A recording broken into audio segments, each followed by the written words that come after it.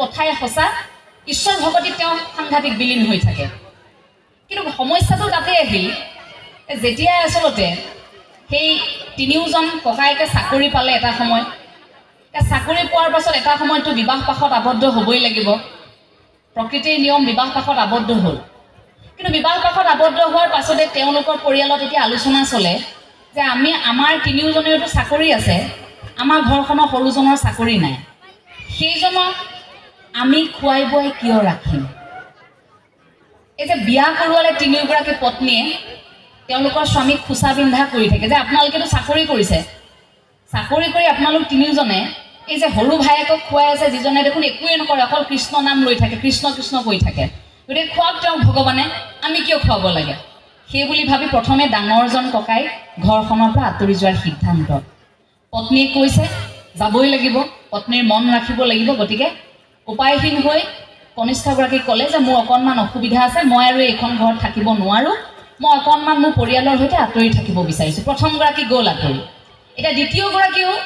সেই সুযোগটোৱে পালে দ্বিতীয়গৰাকীৰ পত্নীয়ে কৈছে ককাইদেউ দেখোন গ'লেই আঁতৰি তুমি কিয় যাব বেয়া পাইছা ককাইদেউ যদি আঁতৰি যাব পাৰে এইখন ঘৰৰ পৰা আমিও যাব পাৰিম ব'লা আমাৰ চাকৰি আছে আমাৰ ল'ৰা ছোৱালী আছে আমাৰ ধুনীয়াকৈ এটা চাকৰি আছে আমি ধুনীয়াকৈ খাম কি দৰকাৰ তোমাৰ ঘৰখনত থকা এই সৰুগৰাকীয়ে যি কৃষ্ণ কৃষ্ণ কৈ থাকে তেওঁক খুৱাই পিন্ধাই ৰাখিবৰ বাবে নালাগে ব'লা আমি আঁতৰি দিওঁ কাটি খাওঁ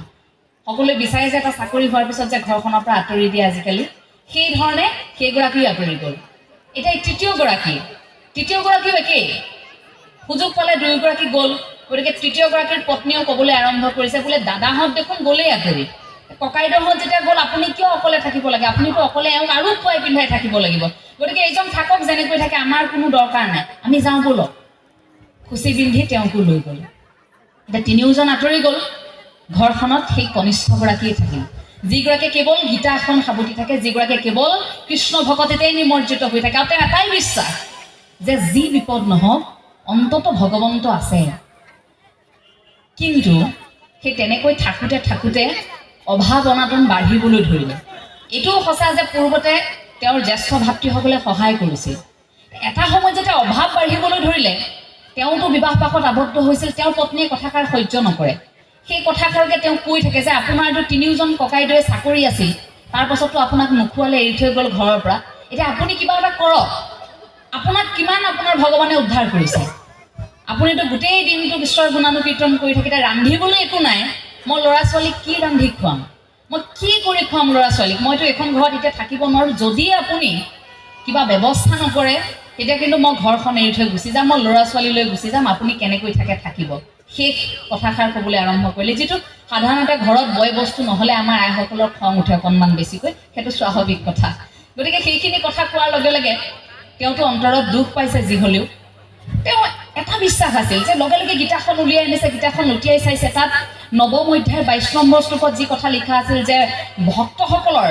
যি আছে সেয়া ৰক্ষণাবেক্ষণৰ দায়িত্ব ভগৱন্তৰ কিন্তু শুদ্ধ মনেৰে তুমি ভকতি কৰা তোমাৰ অভাৱ অনাটন হ'বলৈ নিদিয়াকৈ ৰখাটো মোৰ দায়িত্ব সেয়া ভগৱন্তই কৈ থৈ গৈছে গতিকে সেই কথাষাৰ তেওঁ বাৰে বাৰে প্ৰশ্ন উত্থাপন কৰিছে যে এই যে কথাষাৰ লিখা হৈছে এই কথাষাৰ ভুল নেকি ক'ৰবাত ভগৱন্তই যে ক'লে যে তুমি যদি মোক শুদ্ধ অন্তৰে ভকতি কৰা মই তোমাক প্ৰতি মুহূৰ্তত সহায় কৰিম কিন্তু ক'তা মই দেখোন সদায় ভকতি কৰি আছোঁ মই সদায় প্ৰাৰ্থনা কৰিছোঁ তোমাকেই ভজি আছোঁ অথচ আজি মোৰ অভাৱ হৈছে তুমিতো মোক সহায় কৰা নাই গতিকে কথাষাৰ মিছা নেকি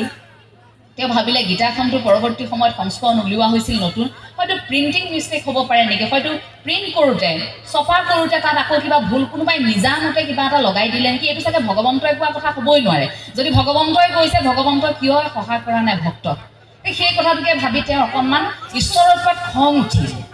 আৰু ঈশ্বৰৰ ওপৰত খং উঠি তেওঁ সেই শ্লোকটোকে কাটি দিলে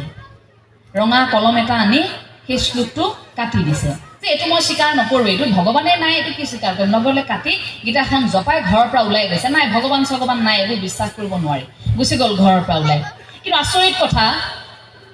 দুপৰবেলা সেইখিনি সময়তে ঘৰখনলৈ এজন যুৱক আহিছে সুদৰ্শন এগৰাকী যুৱক সেই যুৱকগৰাকী ঘৰখনলৈ আহিছে আইগৰাকীক মাতিছে আইগৰাকী ঘৰৰ ভিতৰৰ পৰা ওলাই আহিছে যুৱকগৰাকী আকৌ উঠেৰে তেজ ওলাই আছে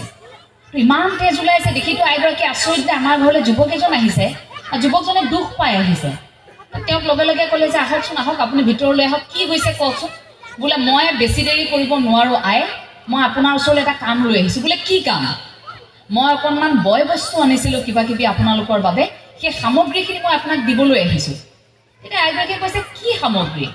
বোলে নহয় আপোনাৰ স্বামীয়ে মোক দি পঠোৱা সামগ্ৰী আপোনাৰ স্বামী মোৰ গুৰু গতিকে গুৰুৱে এইখিনি মোক দিবলৈ দিছে মই দিবলৈ আহিছোঁ তেতিয়াতো আইগৰাকীৰ সন্দেহ হ'ল বোলে গুৰু মোৰ স্বামীয়েতো কাকো শিষ্যত্ব প্ৰদান কৰা নাই মোৰ স্বামী যদি কাৰোবাক শিষ্য কৰিলেহেঁতেন মইতো গম পালোহেঁতেন কথাষাৰ তেখেতে মিছা কথা কৈছে বাৰে বাৰে কথাটো স্বীকাৰ কৰিব বিচৰা নাই বোলে নহয় এই কথা নহ'লে মোক গুৰুদেৱে আৰু প্ৰহাৰ কৰিব বোলে প্ৰহাৰ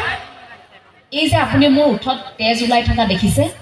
এয়া আচলতে মোক গুৰুৱে আপোনালোকৰ ঘৰলৈ সামগ্ৰীখিনি দিবলৈ নাহোঁ বুলি কোৱাৰ বাবে মোক প্ৰহাৰ কৰিলে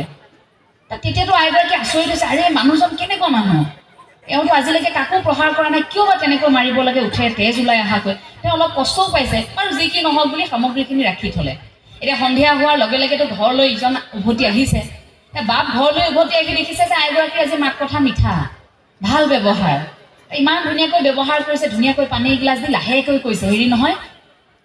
আপুনি বাৰু মই অকণমান খং কৰিলোৱেই সেইবুলি বাৰু আপুনি সেই ল'ৰাজনক তেনেকৈ প্ৰহাৰ কৰিব লাগে না আৰু সিমানখিনিনো বয় বস্তু একেলগে দি পঠিয়াই নে আৰু যদি কিনিব পৰা ক্ষমতা আছিলে ইমান দিন কিয় কিনা নাছিল আপুনি যে আজি হঠাৎ ইমানখিনি বয় বস্তু আপুনি ক্ৰয় কৰি আনিছে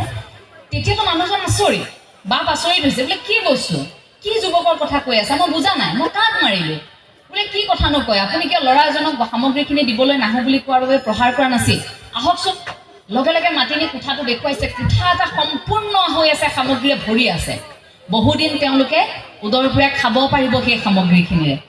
তেতিয়া তেওঁ আচৰিত হৈছে বোলে কোৱাচোন যুৱকগৰাকীৰ বিষয়ে বোলে ইমান সুন্দৰ আছিল যুৱকগৰাকী কিন্তু আচৰিত কথা উঠে তেজ ওলাই আছিল আপুনি প্ৰহাৰ কৰা সেয়া তেজ শুকুৱাই নাছিল লগে লগে তেওঁ দৌৰি গৈছে সেই যে সামৰি থৈছিল গীতাখন উলিয়াই আনিছে উলিয়াই আনি সেই শ্লোকটো তেওঁ চাইছে আৰু তেওঁৰ চকুলো বাগৰি আহিছে সেই যে ৰঙা চিয়াঁহীৰে শ্লোকটো ভগৱন্ত নাই বুলি অভিযোগ কৰি যে কাটি দিছিল তেওঁ বুজিবলৈ বাকী নাথাকিল যে দিনত অহা সেই যুৱকগৰাকী ভগৱন্তৰ বাহিৰে আন কোনো নহয় গতিকে ভগৱন্তৰ ৰূপ ধৰি সেইগৰাকী যুৱকেই যে তেওঁ ঘৰলৈ আহিছে সেই কথা বুজিবলৈ তেওঁৰ সময় নালাগিল তেওঁ চকুলো বাগৰি আহিছে আৰু ভগৱন্তক এটাই কৈছে যে প্ৰভু মই অকণমান সময় কিবা এটা নাপাওঁতেই তোমাক অভিযোগ কৰিলোঁ অকণমান সময় কিবা এটা নাপাওঁতেই তোমাৰ বিৰুদ্ধে মই খুব উজাৰিলোঁ যে তুমি মিছা কথা কৈছা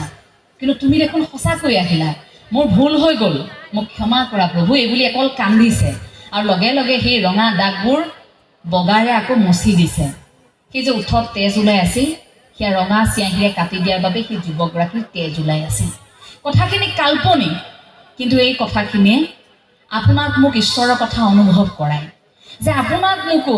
বহু সময়ত ঈশ্বৰে তেনেধৰণে আচলতে প্ৰমাণ দি থাকে ঈশ্বৰ আপোনাৰ মোৰ জীৱনৰ সৈতে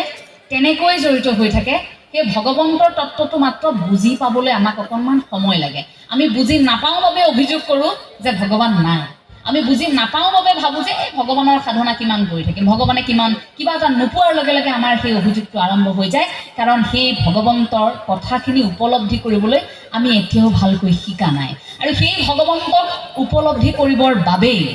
সেই ঈশ্বৰক উপলব্ধি কৰিবৰ বাবে সি যে এটা শক্তি সেই পৰমাত্মাৰ সৈতে বিলীন হ'বৰ বাবে আমি যে প্ৰতিগৰাকী ভকত হ'ব লাগিব সেই কথাটোৰ বাবেই গুৰুজনাই আমাক একত্ৰিত কৰিছিল আৰু সেই মঞ্চখন সাজু কৰিছিল যিখন মঞ্চত আজি আপুনি মই গৌৰৱী অসমীয়া বুলি কৈছোঁ সেইখন মঞ্চ আপোনাৰ মোৰ বাবে সজাই থৈ গৈছিল গুৰুজনাই য'ত কোনো ব্যক্তিৰ বাবে বিশেষ আসন নাথাকিব য'ত আমি একেলগে বহি গুৰুৰ গুণানুকীৰ্তন কৰিব পাৰোঁ হৰি ভকতিত নিমজ্জিত হ'ব পাৰোঁ সেইখন সমাজত আজি আপুনি মই আছোঁ গতিকে মহাপুৰুষীয়া আদৰ্শত থকাটো আপোনাৰ মোৰ বাবে গৌৰৱৰ কথা লাজৰ কথা নহয় মহাপুৰুষ শ্ৰী শ্ৰী মাধৱদেৱে সেইগৰাকী জগতগুৰু শ্ৰীমন্ত শংকৰদেৱ গুৰুজনাক গোটেই বিশ্বতেই জিলিকাই তুলিবলৈ চেষ্টা কৰিছিল সেইগৰাকী মহাপুৰুষ শ্ৰী শ্ৰী মাধৱদেৱে গুৰুজনাৰ প্ৰতিটো দিশক কেনেকৈ সাঙুৰি তাক সাধনা কৰি কেনেকৈ ৰাইজৰ মাজত উপস্থাপন কৰিব লাগে সেইখিনি কৰিছিল আৰু সেইগৰাকী মহাপুৰুষ শ্ৰী শ্ৰী মাধৱদেৱৰ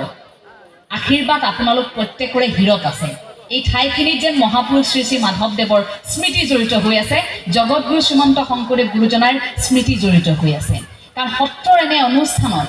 আপুনি চাব আধ্যাত্মিক এক অনুষ্ঠানত আচলতে এই যে কিছু সময় পূৰ্বে যে বাপে ক'লে যে ভকতৰ হৃদয়ে হৃদয়ে জগতগুৰুজনা আছে আৰু আমাৰো হৃদয়ত যদি ভকতি আছে আমাৰো এই অঞ্চলত আধ্যাত্মিক এই পৰিৱেশৰ মাজত হৰি নামি আহিব বুলি আমি কামনা কৰিব পাৰোঁ। আপুনি ক'ব নোৱাৰে নিৰ্গুণ নিৰাকাৰ ভগৱন্ত আমি কথা কৈ থাকোঁতো এই সময়খিনি যদি আপুনি মই অনুষ্ঠানটি সফল কৰিব পাৰোঁ, আপুনি মই যদি শুদ্ধ অন্তৰে হৰি ভকতি কৰিব পাৰোঁ, ভগৱন্ত ইয়াতো থাকিব। গতিকে ভগৱন্তৰ যিহেতু আকাৰ নাই, আপুনি মই আৰম্ভ কৰিব লাগিব মানুহৰ পৰা, আপুনি মই আৰম্ভ কৰিব লাগিব নিজৰ পৰা, অৰ্থাৎ নিজৰ মনটোৰ পৰা। সেই মায়া তত্ত্ব আৰু ভগৱন্ত তত্ত্ব এই দুটা দিশ মনটোৰ, সেইটো প্ৰথমে আমি নিয়ন্ত্ৰণ কৰি ল'ব লাগিব। যে প্ৰথম আপোনাৰ মায়া তত্ত্বটো থাকিব, যিটো মায়া তত্ত্বক আপুনি উপলব্ধি কৰিছে ঠিকেই, কিন্তু মনত ৰাখিব সেই মায়া তত্ত্বই আপোনাক যাতে গ্ৰাস কৰিব নোৱাৰে। আজি প্ৰচণ্ড ঠাণ্ডা, তাৰ পাছতো আপোনালোক আহিছে, প্ৰয়োজন নাছিল যে আপোনালোকে ইমান কষ্ট কৰি ইয়াত আহি কথা শুনিব, পালনামত আপোনালোকে অংশগ্ৰহণ কৰিব, কিন্তু তাৰ পাছতো আপোনালোকে নিজৰ মনটোক বুজাইছে যে নাই, আমি ঈশ্বৰ ভকতি কৰিবলৈ গৈছোঁ, আমি গুৰুজনাৰ আদৰ্শক জীয়াই ৰাখিব লাগিব, এইটো আমাৰ দায়িত্ব, আমাৰ কৰ্তব্য। গতিকে নিজৰ মনটোক নিয়ন্ত্ৰণ কৰি আপোনালোক ইয়ালৈ আহিছে। প্ৰতিগৰাকীয়ে মায়া তত্ত্বক সেই পোচাকযোৰ যে পিন্ধি আছিল মায়াৰ ঘৰতে খুলি থৈ আহিছে। আপোনালোকৰ সুবিধা মতে আপোনালোক ঘৰত শুইও থাকিব পাৰিলেহেঁতেন, কিন্তু ঘৰখনত শুই নাথাকি আপোনালোক ইয়ালৈ আহিছে, মনটোক আপোনালোকে নিয়ন্ত্ৰণ কৰি আহিছে। গতিকে সেই মায়া তত্ত্বৰ পৰা আঁতৰি ভগৱন্তৰ তত্ত্বৰ দিশে আপোনালোক গতি কৰিছে।